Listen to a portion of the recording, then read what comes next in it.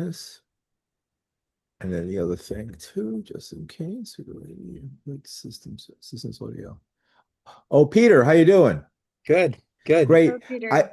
I have Kathy Kelly with me right now, Hi, Kat. and I'm going to do a few minutes with her. And can I go shoot right to you after that? And you can stand right on. It'll come right after her. Just a few minutes. Yeah, that's fine. But we're not doing video, or are we? No, just Okay, audio great. for radio, right? Hang on, I'm just making sure I have the right. Oh, okay, there we go. Good. All right, now we're recording. All right, great. So, Kathy, let me start with you. I know there's been some drama at the UN in your fast. Tell us how your fast is going and what's been happening, and link it to what just happened last night.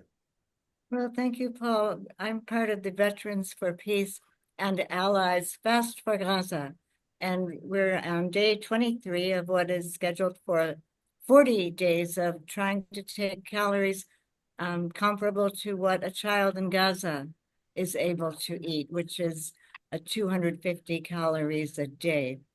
And Paul, the drama at the United Nations yesterday was that finally the United Nations General Assembly voted to bypass the shameful Security Council US veto that took place last week.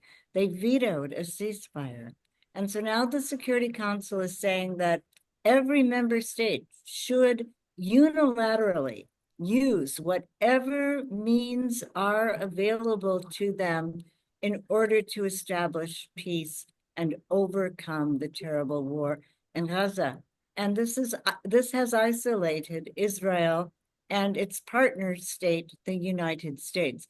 What did Israel do last night? They made war against Iran. And this is another unconscionable act. It is not being waged by any stretch in self-defense. And in fact, Israel is the country which has introduced nuclear weaponry into the region. Israel possesses at least 91 thermonuclear weapons. Well, you've been following this kind of thing for a long time. What do you expect to happen next? What's the We crystal saw ball? Professor Sachs on the street outside the US mission to the UN today, and he said we are moving, accelerating quickly toward possible nuclear war. I hope that doesn't happen, but I think that the recklessness that major world powers are manifesting is something that endangers all of us, and we have to reckon with the very real threats we face of nuclear annihilation, along with climate catastrophe, pandemic, and the terrible genocide being waged against Gaza. And what can people do about it? You're having a fast. How could people join your fast? And what other things could they do? How should people approach this so they don't Well, lose hope? yeah, I hope tomorrow people will go out for the No King's Day rallies. I believe there are 1,800 of them across the United States. Contact your elected representatives regularly and forcefully, vehemently demand an end to the wars and the war profiteering. And if anybody would like to join our fast, they're so welcome. It's everybody in, nobody out. We've got 17 more days, and they can go to veteransforpeace.org, Fast for Gaza, or go to World Beyond War and look for the Fast for Gaza. And how are folks doing? I know there was a medical emergency, wasn't there recently? Yeah, that's true. Our dear Mike Ferner, former director of Veterans for Peace, is in the hospital. Potassium deficiency can be so serious. And so he's going to get himself stabilized and rejoin the fast. And, most of us are in our 70s or up, but we've got some younger members, and they're really holding their own quite well. Bananas, I hear, are good for potassium. Thanks a lot. Banana splits for Mike Ferner. Thank you, Peter Yeah, and very good. Paul. All Bye right, thank bye you. Bye now. bye. All right. All right. Okay, let me get Peter here. All right, Peter, you with us? With you, yep. All right, great. And we're recording now. Good. So, okay, let me, uh, uh, from the nuclear perspective, uh, I guess I just heard through Kathy that that Professor Sachs is saying this is a step on the road to nuclear war. What do you think, as someone who's written so much on the subject? Well, Tulsi Gabbard issued a warning 2 days ago about the that we're closer to nuclear war than we've ever been. She issued that from Hiroshima, which she had been visiting, and that kind of inspired her to think even more deeply about nuclear issues. So as disappointed as I've been in Tulsi for her couch, Hang on a second. There's a loud car going by with playing music. Let it go past the New York. It'll go past the traffic light in a moment, hopefully. It's a beautiful day here in New York. That's why. it's a Okay. sunny day here, but very hot. Yeah. Where are you right now? Bethesda, Maryland. So it's hotter there, Yeah. huh? Here it's beautiful actually. Hang on one second. I guess we're just waiting for the traffic light to change and it'll drive away right under my window.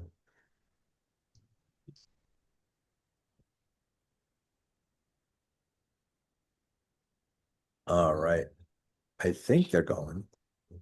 That's a very loud car. Okay, pick up. I'm sorry to interrupt you. Go ahead. So as I was saying, as disappointed as I've been in Tulsi for kowtowing to and really groveling before Donald Trump when it comes to domestic policy, especially, and Trump's imposition of fascism in the United States, she did issue a very, very poignant warning about the dangerous moment we're in now on the nuclear front. And so the situation certainly uh, potentially gets us closer, as Jeff Sachs is saying, toward a nuclear confrontation and the possibility of World War III.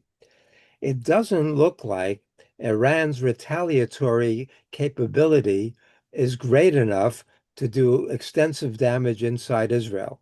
Although I'm waiting for the damage reports from the Iranian missile attack all across Israel, but especially in Jerusalem and Tel Aviv. But this is a fight between David and uh, Goliath. This is a tremendously disproportionate battle right now. Israel has the most advanced weapons, certainly in the region and in much of the world, and is so much better intelligence and planning capability. Iran is weakened. Iran is weakened and caught off guard, and this was a devastating attack. We know that it did extensive damage in Natanz at the nuclear facility there, but it's very unlikely it was able to destroy Fordow and some of the other more deeply buried and heavily fortified nuclear sites. So, what effect is this going to have? The likelihood is that this regime in Iran, as odious as it is for the people of Iran, is likely to survive this attack, although that's not definite at this point. But there's a good likelihood that Iran will race to develop a nuclear weapon. They're going to withdraw from the Non-Proliferation Treaty. They're going to kick out the inspectors, and they likely will try to develop a nuclear weapon as quickly as possible. I hope that doesn't happen. But if it does happen and they succeed, not only would that be a deterrent against Israel potentially, but we'd soon see Saudi Arabia, United Arab Emirates, Egypt, and Turkey all developing nuclear weapons. What we'd have then is nuclear anarchy in one of the most volatile regions of the world right now. So that would be a potential disaster. So even though it's not likely to produce a nuclear war in the short run, this kind of illegal and short-sighted and unnecessary attack by Israel could end up being catastrophic in the long run. Is that diplomatically we're saying that basically a maniacal uh,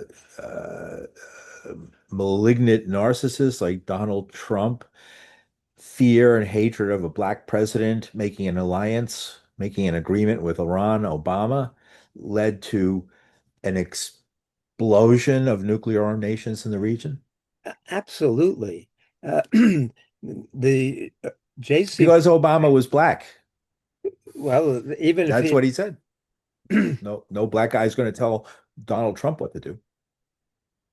when did he say that one? He didn't say that, though. He might as well have said it. He might as well have said it. Yeah, we know that's the way he thinks. Uh, but the JCPOA, the Iran nuclear deal, was the crowning foreign policy achievement of the Obama administration. So, of course, Trump tried to blow it up. Netanyahu had tried to stop it from going into effect in the first place. And then Trump came in and he withdrew the United States in 2018, abrogated the treaty, as he did the INF Treaty, as he did the Open Skies Treaty. He effectively did the New START Treaty also. And under the Iran nuclear deal, Iran was a full year away from getting a nuclear weapon. Now, before this attack, Iran was potentially weeks away from getting a nuclear weapon. Israel is not wrong when it says that Iran had the enough enriched uranium to produce multiple bombs. But Israel is absolutely wrong and lying when it said that the Iran program represented an imminent existential threat to Israel. That was false. That was demonstrably false. So Iran could have, in a matter of weeks or months, more likely months, developed an atomic bomb, uh, but they didn't have delivery systems to deliver that. That would have taken months, if not a year, or maybe more than a year. But Iran was willing to give up its nuclear program again. That's what the negotiations were about. Under the NPT, all signatories have the right to uh, enriched uranium.